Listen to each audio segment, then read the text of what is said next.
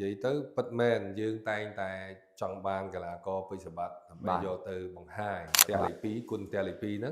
và hay này dương nó cứ đại mùi hay bị nhạc khác cái cách thay dương nó chầm lo cái tele tiết anh nó hay តែតងទៅនឹងការចេញស្រុកក្រៅស្រុកផងដែរពេលច្រើនឃើញអាដាមពេញចិត្តកម្រចោលណាពេជ្រសម្បត្តិកបីព្រៃនឹងខ្ញុំបានលើភាសាអាដាមតាក់តនិយាយអំពីបាច់វាយរបស់ពេជ្រសម្បត្តិថានៅពេលដែលបរទេសឃើញចង្វាក់វាយរបស់ពេជ្រសម្បត្តិបែរជាខាងបរទេសទាំងនោះចូលចិត្តទៅវិញ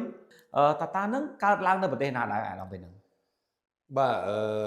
គឺកន្លងមកវានិយាយទៅពិតមែនយើងតែងតែ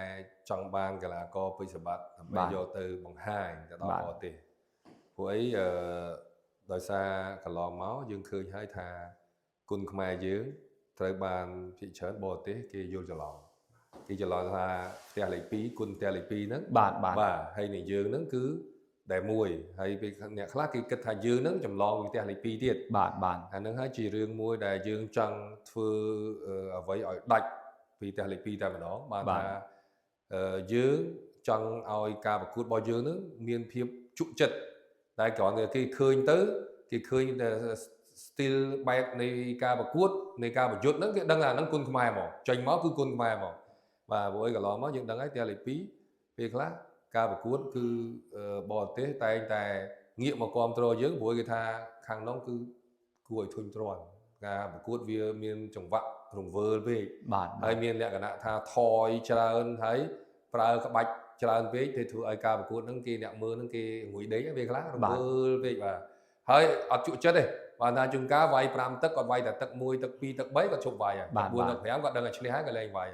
ឬពេលខ្លះទឹក1គាត់ចូលទៅក៏អត់ទាន់វាយដែរគាត់តេស្តសិនប៉ុន្តែគុណខ្មែរយើងចូលទៅគឺ3ទឹកវាយ3ទឹក5ទឹកវាយ5ទឹកអានេះហើយដែលយើងចង់បង្ហាញថា